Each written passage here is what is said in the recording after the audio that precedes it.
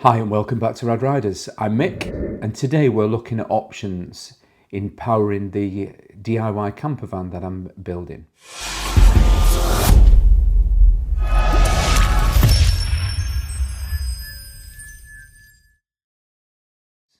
There's lots of different options out there to get power to your campervan. Depends on what your use is going to be. If you're going to use a lot of things and be drawing a lot of power and a lot of amps, then of course it's not going to last very long. But this time I'm going to be going to and from France in this. I'm going to be using it a lot for my motorcycles over the winter period. Now in winter it's going to be mainly cloudy and dark very early, so I wanted something that was going to be enough that would run basic lighting, maybe a diesel heater, and probably watch a little bit of TV in the evening. So I've been looking at power banks options, but they've been very expensive. How they've come down in the last few years is massively, and that's because technology, the battery life, the ampage, the powerage. Now bearing in mind a lot of these smaller power banks will only have a certain amount of wattage, so they won't run things like a hairdryer or a microwave. Not suggesting that I'm going to have those in my van, but you've got to be careful that it might not even be enough power to power up your diesel heater. So affordability is another one. I want to keep this van down on a budget. I ain't got a budget just to blow and get the best and the top of the range of everything. So I narrowed it down to a couple and then I waited for the Black Friday sales. The model that I chose was the Bluetti AC180. It's given me enough power for what I'm going to need it for.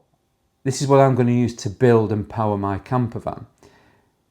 I had a budget of 500 quid.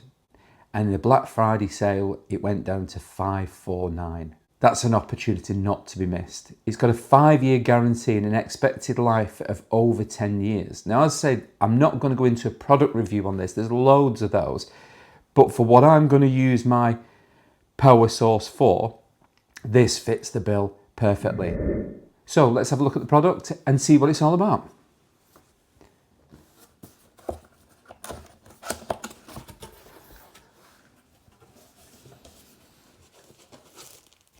Instructions.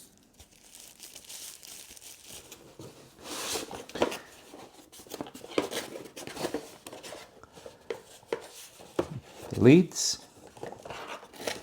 The first lead I've come out is the connection leads for the solar panels. That's another reason why I went with this model, because they do supply the leads. It's only a short lead, but your solar panels should come with the extension leads anyway, which will clip directly onto these connectors and plug straight in. So you can use it without buying any additional cables for solar. Power cable, or kettle lead as we call that in the UK.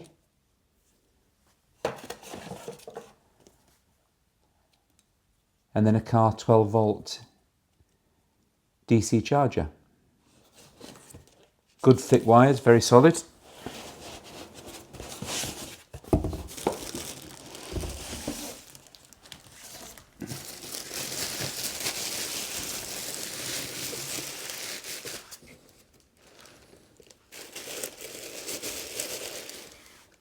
This one doesn't come with a light.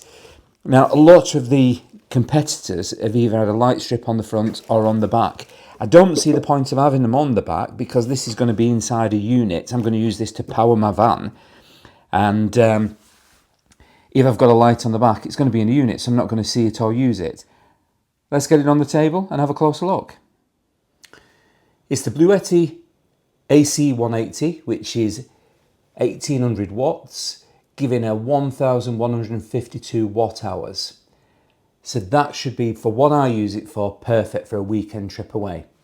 It's got 2 AC outlets at 230 volts. It's got your DC and your solar input, a 12 volt cigar style outlet, 12 volts. And then it's got the USBs. Everything's USB now. So it's got the USB-C, which is 100 watts, and a USB 5 volts, 3 amps. On the top, we have a wireless charging mat. So if you just want to pop your phone on there, it will charge without wires. Very handy. Fan to the side. To the rear is its specifications Really nice rubberized handle grips ×2 for carrying around. And then to the other side, we've got your outlet fan, your AC input for power, and your current protector. So if it does surge, that will trip out and you need to push that back in. This end bit, this is what the screw was for, I believe. I'm not sure when that's a grounding, but I will need to double check into that. As I mentioned, it's got a 5-year warranty with a 10-year life expectancy. It will drain to 0 and charge to 100%, and charging time is approximately an hour from an AC output.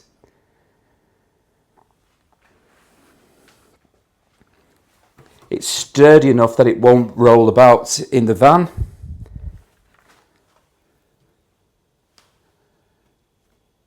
And power, as we can see there, it's the input. There's nothing at the moment. I'm not charging anything. It's on eco mode.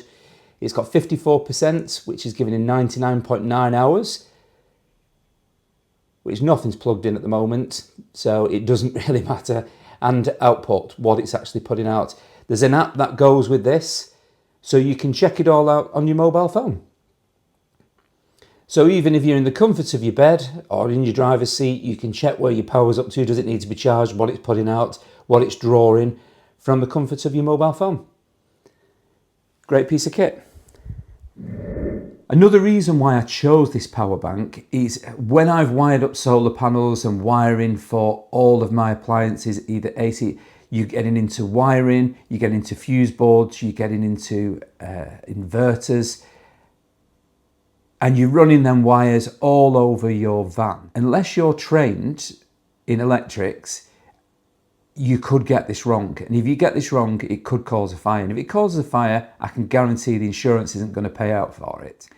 It's the cost of that, it's the time of that, and it's the faff of running all those wires all over your van to make it work. With this, it's plug in and play. It's literally, it's got the power surge protection on there. It's tried and tested. It's portable. I can take it out and use it around the house. The batteries that it uses can be exhausted to 0 and charged to 100%. So that's what I've gone for to power my van conversion, which I'll be starting in 2 weeks when I get back from France. As I mentioned before, I'm not going to go into details and specs. There's loads of videos that's doing that, and that's how I came to the choice of buying this product. So I don't want to go into all of that. It's not a review of the product video.